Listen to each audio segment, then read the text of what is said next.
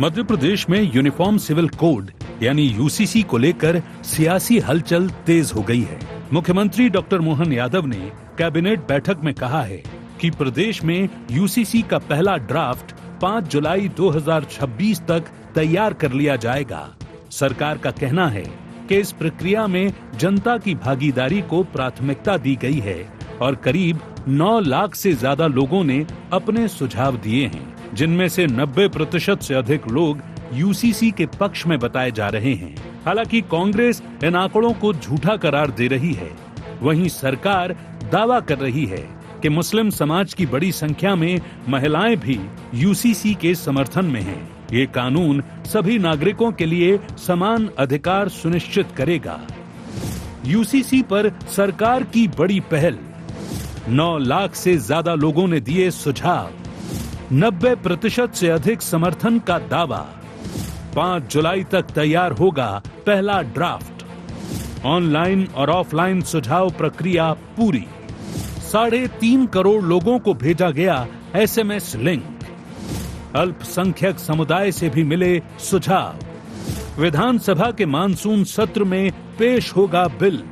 समान नागरिक संहिता के ऊपर 9 लाख से ज्यादा सुझाव तो अभी तक लिपिबद्ध हो चुके हैं। उनमें से 90% के करीब सुझावों में समान नागरिक संहिता के प्रति समर्थन व्यक्त किया गया है। अल्पसंख्यक समाज की कई महिलाओं के द्वारा व कई पुरुषों के द्वारा भी इसमें समर्थन व्यक्त किया गया है। बाकी सारे मुद्दे 22 जून तक संकलित करने के पश्चात 30 जून तक उनमें से जो समावेश किया जा सकता है उनको करके 5 जुलाई तक समान नागरिक संहिता का प्रारूप तैयार कर लिया जाएगा। उधर कांग्रेस यूसीसी को लेकर गंभीर आपत्तियां जता रही है। पार्टी का कहना है कि ये कानून आदिवासी समुदायों की परंपराओं, अल्पसंख्यकों के पर्सनल लॉ और धार्मिक स्वतंत्रता को प्रभावित कर सकता है। कांग्रेस का आरोप है कि बिना व्यापक सहमति के इस तरह का कानून लागू करना संवैधानिक भावना के खिलाफ होगा। पार्टी ने इसे जल्दबाजी में उठाया गया कदम बताया है। यूसीसी के नाम पे भारतीय जनता पार्टी सिर्फ और सिर्फ राजनीति करना चाहती है। यूसीसी की मूल भावना, आप उससे खिलाफ चले जाते हैं कि आप आदिवासियों का अधिकार भी मारेंगे। मुस्लिम समाज के अधिकारों को छीनने की बात करते हुए बीजेपी के नेता खुले नजर आते हैं। जहां जहां यूसीसी को लाया गया है वहां ये पूरी तरह से भेदभाव से भरा है। सिर्फ एक समुदाय विशेष को अगर टारगेट करना उद्देश्य है तो ये कितने भी आंकड़े ले आए, कितने ही प्रतिशत बता दें, सिर्फ और सिर्फ मूल भावना विवाद चाहती है भारतीय जनता पार्टी। आंकड़े झूठे हैं। कुल मिलाकर मध्य प्रदेश में यूसीसी को लेकर राजनीतिक विवाद बढ़ता जा रहा है।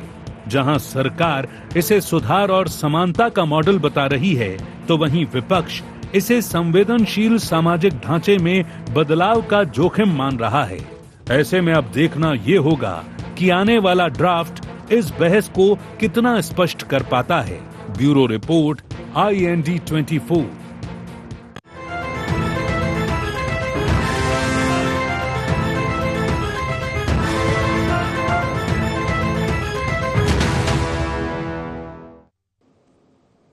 नमस्कार, IND एजेंडा यूसीसी ड्राफ्ट पर दंगल में आप सभी का स्वागत है। मैं हूं आपके साथ दिव्यांशु जोशी। चर्चा को देंगे विस्तार, लेकिन उससे पहले नजर डालते हैं क्या है आज के एजेंडा पॉइंट्स।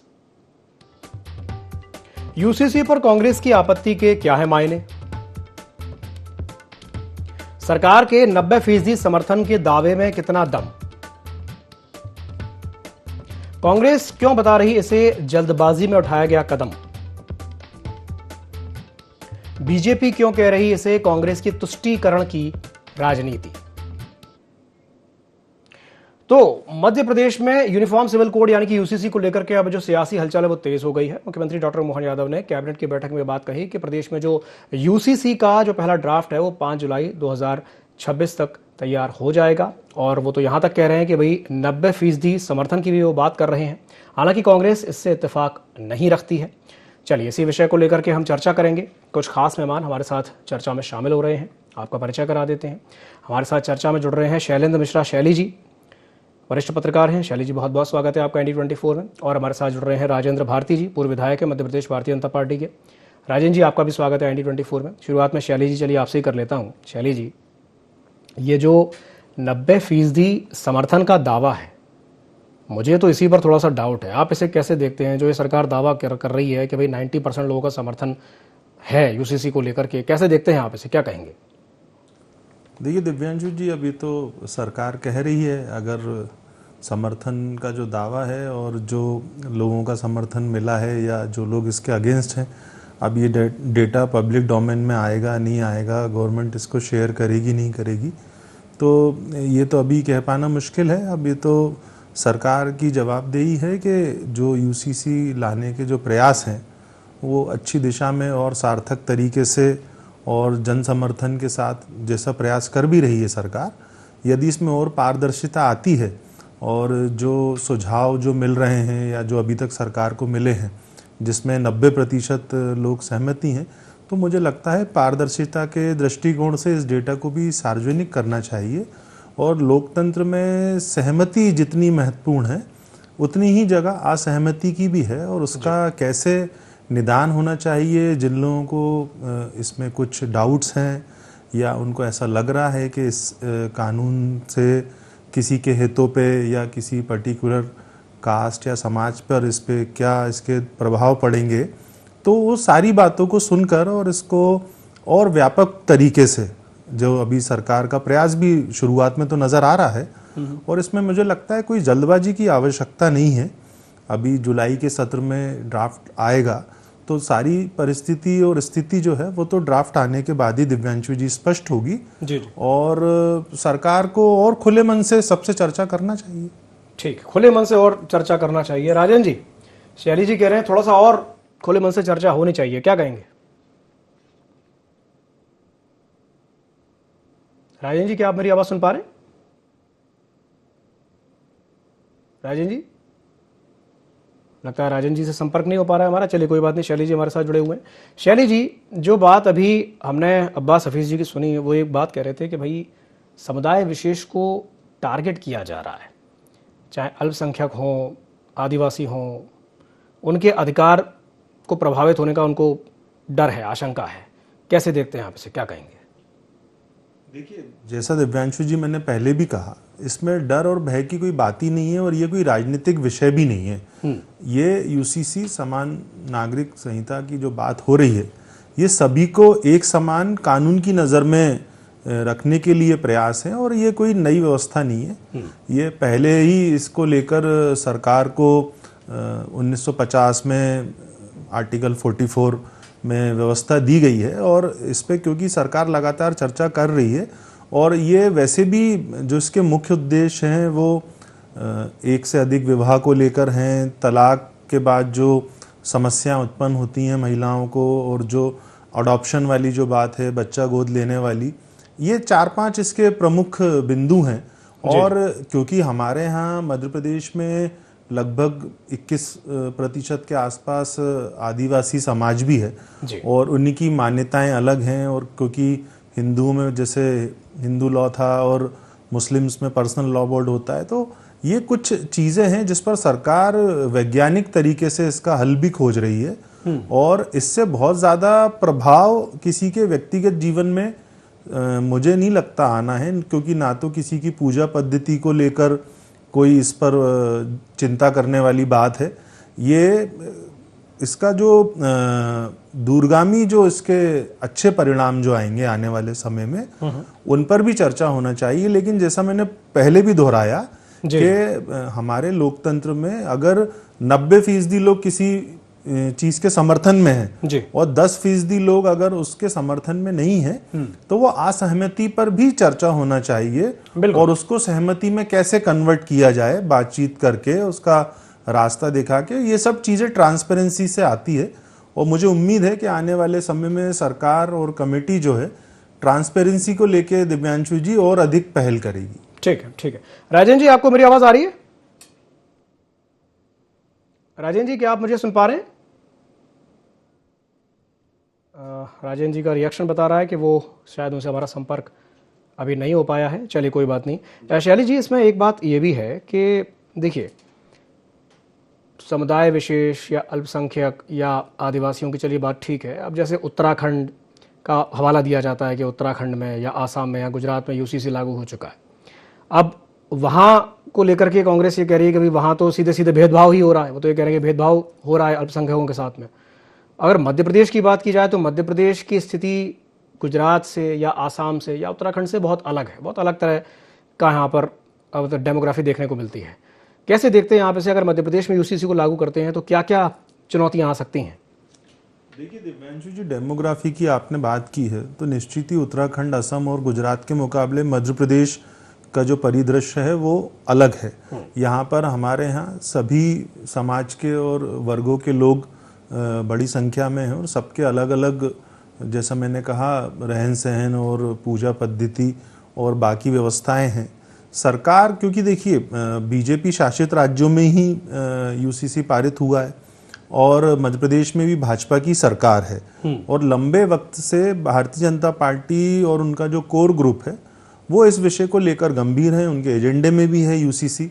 लेकिन आपने जो प्रभाव वाली बात करी है, मुझे ऐसा लगता है कि अभी इन सब बातों पर बहुत ज़्यादा विचार व्यक्त करना थोड़ा सा जल्दबाजी होगी, क्योंकि सारी जो परिस्थिति है और जो इसमें दिक्कत लगने वाली है या जो अच्छी बातें हैं वो ड्राफ्ट के सामने आने के बाद ही मालूम पड़ेगा। और मुझे लगता है कि जो विशेषज्ञ लोग इस पर काम कर रहे हैं, जो सामाजिक लोग, सरकार के लोग इस पर काम कर रहे हैं, वो इन सब भी बातों का ध्यान रख रहे हैं कि किसी भी प्रकार से किसी की कोई जो पुरानी जो व्यवस्था है जो लंबे समय से चली आ रही है किसी के धर्म में, जाति में, वो प्रभावित नहीं होगी। जो इसके मूल उद्देश्य हैं, जैसा मैंने पहले भी गिनाया जी, वो महिलाओं के अधिकारों की चिंता है, उसमें खासकर जो किसी भी महिला को तलाक लेने के बाद की जो दिक्कतें आती हैं या किसी बच्चे के अडॉप्शन को लेके जो कानून है या फिर जो संपत्ति का जब बंटवारा होता है, ये 4-5 जो मुख्य उद्देश्य हैं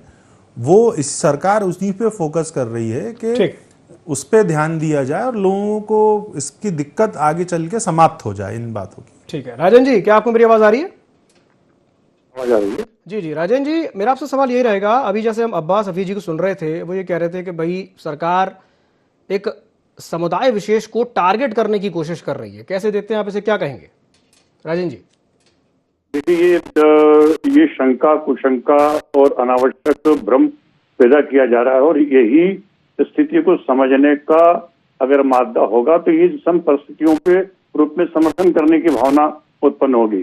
अगर संवैधानिक दृष्टिकोण से बाबा साहब अम्बेडकर जी की आत्मा और संविधान के पक्ष को भी अगर समझ लिया तो सभी को समान अधिकार, सभी के पक्ष में और सभी दृष्टिकोण से उसकी प्राथमिकता के आधार पे उसकी भूमिका है।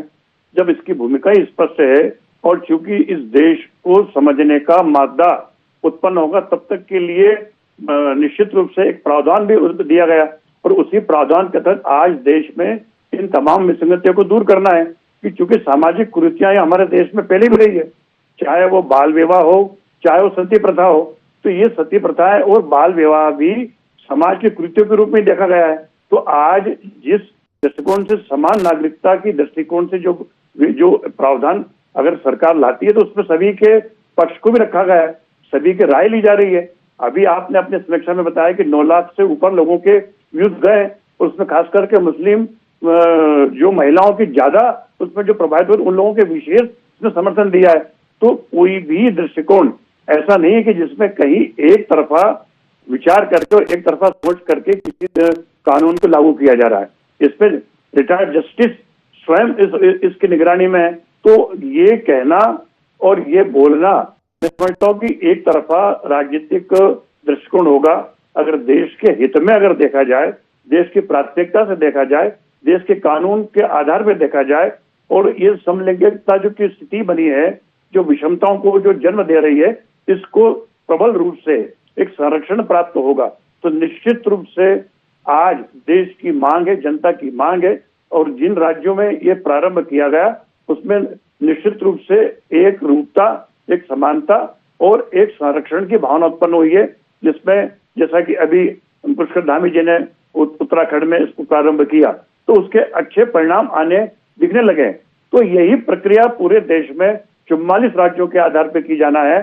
तो निश्चित रूप से ये प्रक्रिया पारदर्शी है, सबको समानता की दृष्टि से, न्याय की दृष्टि से है और विषमताओं को दूर करने वाला पक्ष है, इसका समर्थन होना चाहिए पुरजोर, और सभी वर्ग को, सभी समाज के लोगों को आगे बढ़ चढ़ करके इस व्यवस्था के और इन चीजों के लेकर के समर्थन देना चाहिए, ना कि राजनीतिक षड्यंत्र और राजनीतिक दृष्टिकोण और अनावश्यक रूप से उसको विवादग्रस्त बनाने का पक्ष रखना चाहिए। मैं समझता हूं कि आज हर व्यक्ति की स्थिति को अगर कानून की दृष्टि से देखा जाए तो प्राथमिकता है। जब हमारा सिविल कोड कानून इस बात के लिए स्पष्ट है कि अगर क्रिमिनल धारा है तो सबको समान दृष्टि से उसमें प्रावधान है, तो सिविल आधार पे क्यों नहीं? अगर क्रिमिनल कोड में क्रिमिनल धारा के आधार पर उसको सजा का प्रावधान है, तो सामाजिक हमारे जो बंधन है, सामाजिक हमारी परंपरा है, सामाजिक हमारी मान्यता है, जीवन के जीने के जो मौलिक अधिकार है, वो इन्हीं कानून के आधारों पर संरक्षित हो सकते हैं। तो निश्चित रूप से जो सरकार, मध्य प्रदेश की सरकार ने जो कदम उठाया वो स्वागत योग्य है। चलिए ठीक है, हमारे साथ रवि जी भी जुड़ गए हैं। रवि वर्मा जी प्रवक्ता हैं कांग्रेस के। रवि जी, स्वागत है आपका ND24 में। आप मेरी आवाज सुन पा रहे हैं? जी सुन पा रहा हूँ जी रवि जी, राजेंद्र जी जो बात कह रहे हैं कि भाई कांग्रेस तो भ्रम फैलाने के काम कर रही है, भ्रम फैलाने की कोशिश कर रही है, और एक तरीके से कह रहे हैं कि भाई गुमराह करने की कोशिश कर रही है यूसीसी के मुद्दे पर, क्या कहेंगे? देखिए, गुमराह कौन कर रहा है? अगर वास्तव में 9 लाख लोगों ने सुझाव दिए हैं और 90% लोगों का समर्थन इन्हें है, तो सरकार को पूरा डेटा सार्वजनिक करना चाहिए ना। नीति और नियत में खोट क्यों है? सवाल ये है, मुख्य बिंदु है। और अब कांग्रेस का जो भी ये कहना है कि देश की विविधता, आदिवासी जो है, पारंपरिक व्यवस्था है, विभिन्न धार्मिक समुदाय है, जो उनके अधिकार है, संविधान की मूल भावनाओं को ध्यान में रखते हुए जो है संवाद होना चाहिए, ना कि हर वर्ग को जो है सहमति असहमति और राष्ट्र विरोध या किसी समुदाय विरोध के रूप के प्रस्तुत कर देना, ये नहीं होना चाहिए। क्योंकि भाजपा हमेशा जो है इसे सामाजिक रंग देने का प्रयास करती है, और कांग्रेस पार्टी का स्पष्ट कहना है कि हम यूजीसी के विरोध में नहीं है, बल्कि भाजपा सरकार की नियत प्रक्रिया पर सवाल उठा रहे हैं। तो जो है सरकार को अपनी नीति और नियत स्पष्ट करना चाहिए ना। क्यों इतना जो है भारतीय जनता पार्टी की सरकार घबराई है और तोहमत लगाने का काम कर रही है? क्योंकि भाजपा को अगर वास्तव में समानता की इतनी ही चिंता है तो पहले महिलाओं के खिलाफ बढ़ते अपराध और महंगाई पर भी समान जो है संवेदनशीलता दिखानी चाहिए। संविधान के अनुसार सर्वसम्मति चाहिए। केवल इस तरह का दिखावा कि हमने इतने लोगों की सहमति ली है तो डेटा सार्वजनिक कर दे, असहमति क्यों है सरकार में? विरोधाभास क्यों है? चलिए ठीक है, राजन जी डेटा सार्वजनिक करने की बात कर रहे हैं, रवि जी क्या कहेंगे? देखिए, ये बिल्कुल पारदर्शिता के आधार पर और लिंक के माध्यम से आम लोगों की राय पहुंची है, तो डाटा सुरक्षित है और पारदर्शी है, किसी को भी देखने का अधिकार है। और ये चीजें देखिए, जब किसी रिटायर्ड जस्टिस के सामने एक निगरानी के माध्यम से अगर कोई कार्य किया जाता तो उसमें हर बार किसी चीज पर शंका करना और आरोप लगाना ये बेबुनियाद है। और इस पे कहीं न कहीं हमारी स्वयं के जो कहना चाहिए, हमारा मापदंड जो है वो बड़ा स्पष्ट है। और जब भी कोई डेटा सार्वजनिक करने का अगर अवसर आएगा तो सरकार और संगठन किसी भी स्थिति में इसमें कहीं भी कोई चूक नहीं करेंगे, और बाकायदा निश्चित रूप जनमानस के सामने इन सब तथ्यों को रखा भी जा सकता है। ठीक है, रवि जी आपकी प्रतिक्रिया? देखिए दिव्यांशु जी, भारतीय जनता पार्टी के जो विधायक हैं मेरे भाई राजेंद्र भारती जी लगातार तथ्यों से जो है परे चर्चा कर रहे हैं। डेटा सेफ है, आखिर कौन से ताले में सेफ है? राम मंदिर का ये सोना सुरक्षित नहीं रख पाए, और जो चढ़ावा है, हमारी आपकी आस्था निष्ठा है, ये उस धन को सुरक्षित नहीं कर पाए। सुरक्षित हाथों में है, डंका बज रहा है विश्व गुरु, ये सारे दावों की पोल खुल रही है देश में। किस तरीके से रामलला की जो शिलाएं हैं वो भी सुरक्षित नहीं कर पा रहे हैं। तो ये बहुत ही निष्ठा का जो सवाल है, समुदाय का जो सवाल है, उनके हक अधिकारों का जो सवाल है, ये वो सुरक्षित नहीं रख पा रहे हैं और कह रहे हैं कि डेटा सुरक्षित है। मैं कह रहा हूं नीति और नियत का सवाल है। जो भारतीय जनता पार्टी की नीति और नियत इस देश में देखी जा रही है कि किस तरीके से चोरी और सीना चोरी के बल पर जो है शासन करना चाहती है सरकार। अच्छा रवि जी, एक बात बताइए, जैसे आप ये कह रहे हैं कि भाई यूसीसी को लेकर के आपको डाउट है, तो जो अभी वर्तमान में जो पर्सनल लॉ है जिसे लेकर के इतनी हायतौबा मच रही है, क्या आप मानते हैं कि वो एकदम परफेक्ट है और इसमें महिलाओं को लेकर के समान अधिकार भी दिए गए हैं, किसी तरह की कोई सुधार की कोई गुंजाइश नहीं है? क्या ऐसा है क्या रवि जी? देखिए, मैंने स्पष्ट कहा है दिव्यांशु जी कि हम यूजीसी का विरोध नहीं कर रहे हैं। विरोध इस बात का है, नीति और नियत का है। सरकार का जो बड़ा दावा है, क्योंकि सरकार हमेशा से जुमलों पे चलती आई है, ये जिस तरीके से 90% लोगों की सहमति का दावा कर रहे हैं, तो इसमें नीति और नियत में खोट नजर आ रहा है। जिस तरीके से रामलला की शिलाएं चोरी हो गई, धन चोरी हुआ, इसी तरीके से चोरी से बनी हुई सरकार है, जो डेटा भी कहीं का चोरी हुआ होगा और लगा दिया होगा। सार्वजनिक कर ले सरकार, हम विरोध नहीं कर रहे हैं यूजीसी का, डेटा जो सार्वजनिक कर ले, सहमति असहमति का सामने आ जाए ना, सरकार क्यों पीछे हट रही है? ये इसी तरीके का खेल है कि कितनी जमीन थी उज्जैन में और आज कितनी हो गई है। मैं उस विषय पे फिर बाद में चर्चा करूंगा। ठीक ठीक ठीक, कभी उस पर भी चर्चा करेंगे जी। चलिए राजन जी, मैं आपके पास आऊंगा। शैली जी से एक टिप्पणी पहले चाहूंगा, उसके बाद राजन जी आपके पास आऊंगा। राजन जी, शैली जी, सवाल है नियत का, इंटेंशन का। कांग्रेस को सरकार की इंटेंशन पर डाउट है, नियत पर डाउट है, क्या कहेंगे? दिव्यांशु जी, जैसा मैंने पहले कहा कि नियत पर डाउट आप रखिए मत रखिए वो एक अलग बात है, क्योंकि अभी ड्राफ्ट नहीं आया है। तो जब तक ड्राफ्ट नहीं आएगा, जब तक आप नियत में खोट है या कोई गलत इंटेंशन है, कैसे आप स्पष्ट करेंगे? और जो मैंने पूर्व में भी कहा और बाकी लोगों ने भी दोहराया, जैसे 90% लोगों के समर्थन की बात सामने आई है, तो लोकतंत्र में जैसा मैंने कहा कि जो असहमति भी है उसको भी सुनना चाहिए, और लोगों की क्या इच्छा है, जो असहमति भी व्यक्त कर रहे हैं, उसको कैसे बेहतर किया जा सकता है। और मध्य प्रदेश के संदर्भ में सबसे बड़ा विषय आदिवासी वर्ग को लेके ही है, तो सरकार का भी दायित्व बनता है कि इस मामले में सरकार भी थोड़ी और पारदर्शिता लाए, और इससे आदिवासी वर्ग के किसी भी हितों पर कोई गलत प्रभाव तो नहीं पड़ेगा। ये सरकार को सरलता से स्पष्ट करना चाहिए, और वहाँ पर कैसे संरक्षण किया जाएगा। और मुझे लगता है अभी तो बहुत जल्दबाजी है, और उसमें इस विषय पे राजनीति होना भी नहीं चाहिए, और इस पे तो खुलकर बातचीत होना चाहिए, और सबकी सुझावों का सम्मान होना चाहिए, और जिन लोगों की असहमति है उसको कैसे दूर किया जा सकता है। क्योंकि देखिए, आप कोई भी कानून विधानसभा में पारित कर लेंगे, बना लेंगे, लागू कर लेंगे, लेकिन जब तक उसकी स्वीकार्यता और उसका सहजता से पालन नहीं होगा, तब तक ऐसे कानूनों का भी उद्देश्य हल नहीं होगा, मुझे ऐसा लगता है। इसलिए बातचीत ही सबसे बेहतर विकल्प है, और सरकार प्रयास कर रही है, और भी आगे और प्रयास होंगे। हमें ड्राफ्ट का वेट करना चाहिए। चलिए ठीक है। राजन जी, शैली जी भी वो बात कह रहे हैं कि भाई पारदर्शिता, थोड़ा और पारदर्शिता लाने की आवश्यकता है, क्या कहेंगे? तो पारदर्शिता के दृष्टिकोण से कांग्रेस अगर कोई उसके पास सुझाव हो तो रखे ना, या कोई भी राजनीतिक दल के अलावा आम नागरिक के दृष्टिकोण से तो जो सुझाव आ रहे हैं वो आ ही रहे हैं। ये राजनीतिक आरोप लगा करके किसी भी व्यवस्था को लांछित करना, बदनाम करना, उसका राजनीतिकरण करना और विघटन करना, ये इस परंपराओं को खत्म करना पड़ेगा। यही कारण है कि जिसकी वजह से कांग्रेस जो है शने शने धीरे धीरे धीरे धीरे धीरे गर्त में जा रही है।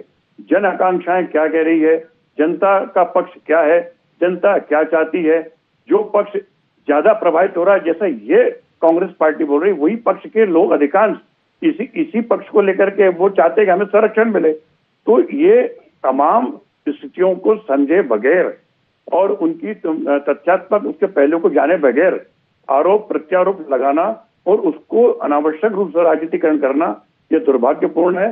कांग्रेस को निश्चित रूप से इससे बचना चाहिए, और राष्ट्रीयता, धर्मनिरपेक्षता, अखंडता और कानून के दायरे में और कानून की प्राथमिकता के आधार पर निश्चित रूप से अपना पक्ष रखना चाहिए।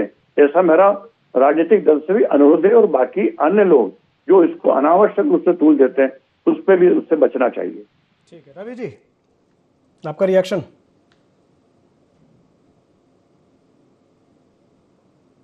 पहले ही कहा है कि यूजीसी का विरोध कांग्रेस पार्टी नहीं कर रही है, विरोध नीति और नियत का है।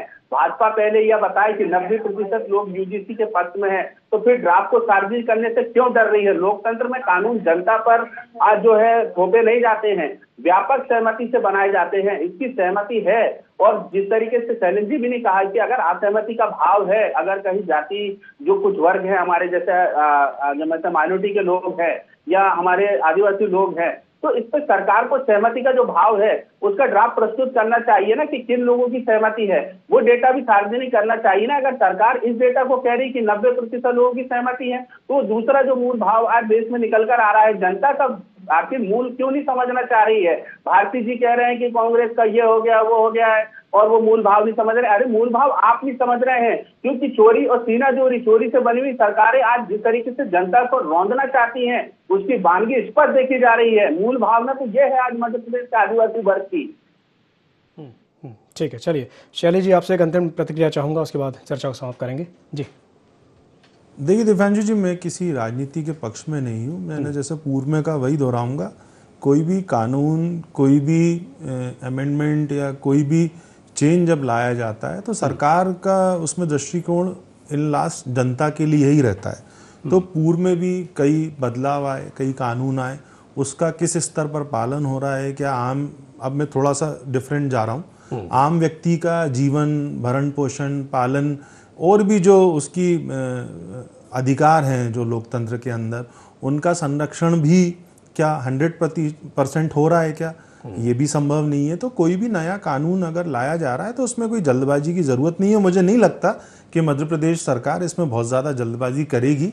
अभी तो जुलाई वाला सत्र जो आ रहा है मध्य प्रदेश विधानसभा का, उसमें सरकार ड्राफ्ट लेके आ सकती है और अभी समय है। और जैसा मैंने कहा कि 90% जो भी अभी तक उसमें लोगों का समर्थन मिला है या जो लोगों की असहमति मिली है, तो जिनसे असहमति मिली है उस पर भी विचार विमर्श दोबारा हो जाना चाहिए और दोबारा और बुला लीजिए सुझाव, समय है पर्याप्त। जरूरी थोड़ी है कि जुलाई के सत्र में ही ड्राफ्ट लाना है और उसको पारित कराना है। सरकार के पास पर्याप्त समय है और ये कोई प्रतिस्पर्धा का विषय नहीं है, ये बहुत जटिल और बहुत नाजुक विषय है। और अगर सरकार इस पे बहुत बड़ी मानसिकता से काम कर रही है, मध्य प्रदेश की या देश की सरकार, तो इसमें मुझे लगता है समय लेके सभी को सुनना चाहिए और विपक्ष को भी थोड़ा और शालीनता के साथ, अपनी मजबूती के साथ अपने मुद्दों को और जनता के जो मन की जिज्ञासा है, क्योंकि एक और बात हमें यहाँ करना बहुत महत्वपूर्ण रहेगी दिव्यांशु जी, 10 सेकंड में प्रयास करता हूँ। हर व्यक्ति अपनी बात नहीं पहुंचा पा रहा। आपने जो व्यवस्थाएं दी हैं, जो टेक्नोलॉजी का इस्तेमाल करा है, जरूरी नहीं है उसमें सभी लोग ने अपना पार्टिसिपेशन किया हो।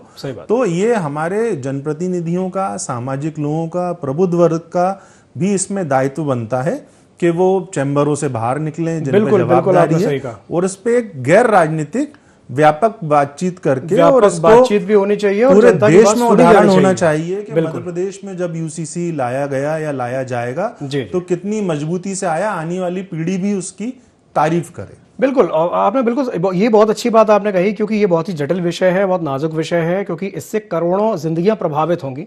तो समय लेना चाहिए, समय के साथ आराम से इस चीज को लाएं, कोई जल्दबाजी तो है नहीं। चलिए, बहुत बहुत धन्यवाद आप तीनों मेहमानों का हमारे साथ जुड़ने के लिए, चर्चा में शामिल होने के लिए। तो समय की बाध्यता के चलते मैं इस चर्चा को यहीं समाप्त करना चाहूंगा।